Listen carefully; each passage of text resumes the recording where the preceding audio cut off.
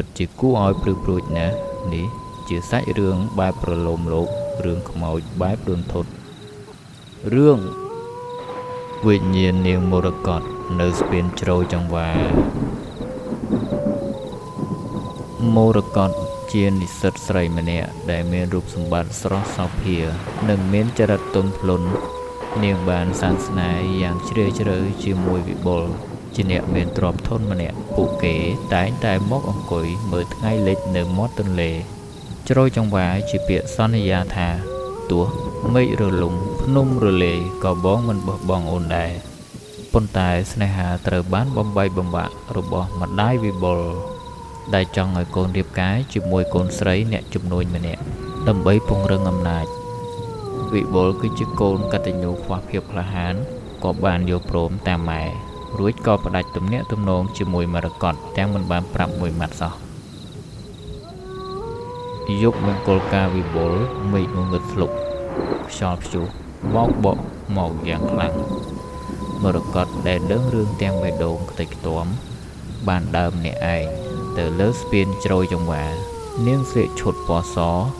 ដែលនាងធ្លាប់ស្រមៃថាស្លៀកក្នុងថ្ងៃមង្គលការជាមួយវិបុលទឹកភ្លៀងលាយឡំជាមួយទឹកភ្នែកនាងឈរមើលទៅពន្លឺភ្លើងកំជ្រួចដែលគេបាញ់អបអរអាពាហ៍ពិពាហ៍វិបុលពីចម្ងាយបងក្បត់ពាក្យសន្យាបងទុកអូនស្លាប់ទាំងរស់នាងស្រែកខ្លាំងៗប្រជែងនឹងសំឡេងផ្គររន្ទះក្នុងចិត្តដែលពោពេញទៅដោយឈឺចាប់និងកំហឹងនាងបានឡើងទៅលើបង្កាន់ដៃស្ពាន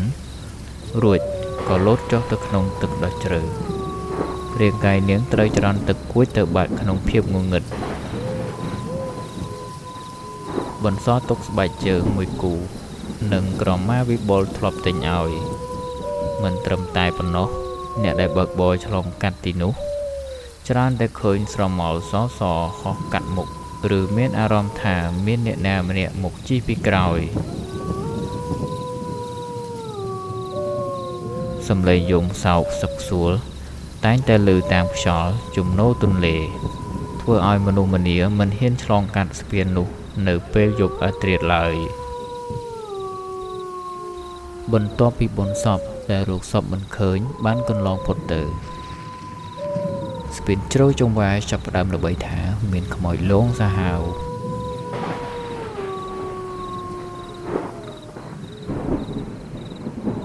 ហេតុការណ៍ទី1អ្នករត់ម៉ូតូឌុបបានឌុបនារីម្នាក់ពីគល់ស្ពានពេលដល់ពាក់កណ្ដាលស្ពាននារីនោះសួរថាពូឃើញប្តីខ្ញុំទេគេរៀបការចោលខ្ញុំហើយពេលគាត់ងាកទៅមើលក្រោយបែរជាមានទន្លេស្អាតចំណែកខ្យល់បក់មកធំលិនផ្កាម្លិះនិងក្លិនស្អុយរលួយលាយគ្នាហេតុការណ៍ទី2យុវជនមួយក្រុមបានផឹកស៊ីនៅក្បែរនោះហើយយុវជនមួយក្រុមនោះក៏មានវិបុលនៅទីនោះដែរបានឃើញស្រមោលសសលោតចុះពីលើស្ពានម្ដងហើយម្ដងទៀតប៉ុន្តែពួកគេបានរត់ទៅមើលឃើញផ្ទៃទឹកស្ងប់ស្ងាត់ចឹងមរកតសម្លឹងមកគាត់ដោយភ្នែកក្រហមឆ្អៅរួចសើចយ៉ាងគួរឲ្យខ្លាចដល់ពេលបងត្រូវទៅនៅជាមួយអូនហើយ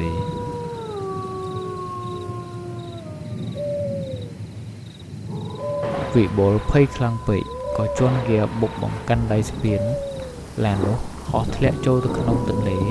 កន្លែងមរកតបានស្លាប់សាកសពរបស់វិបុលមិនត្រូវបានរកឃើញភ្លាមនោះទេដែលអ្នកស្រុកជឿថាវិញ្ញាណមរកតបានទាញយកគេទៅជាមួយវិបុលក្រោយរៀបការមិនដែលបានដេកលក់ស្កប់ស្កល់ឡើយ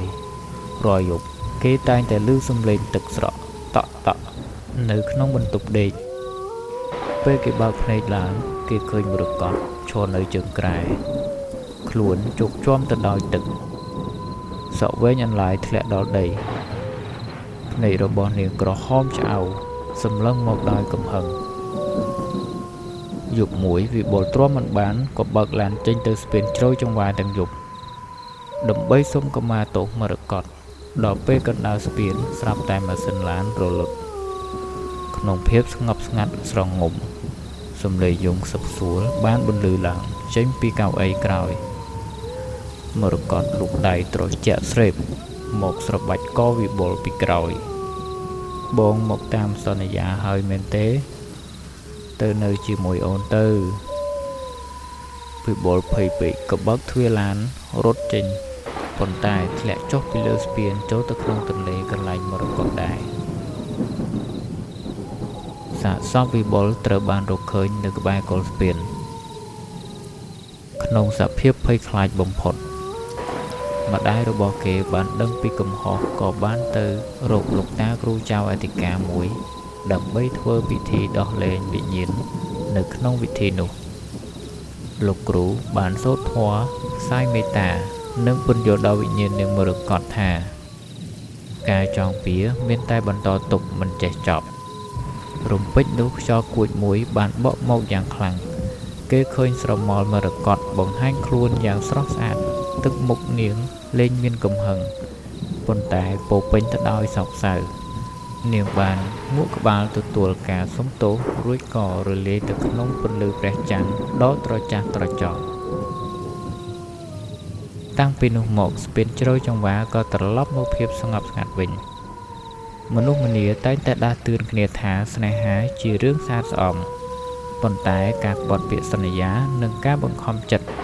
គឺជាដើមចមនៃសោកនាដកម្មមិនអាចត្រឡប់ក្រោយបាន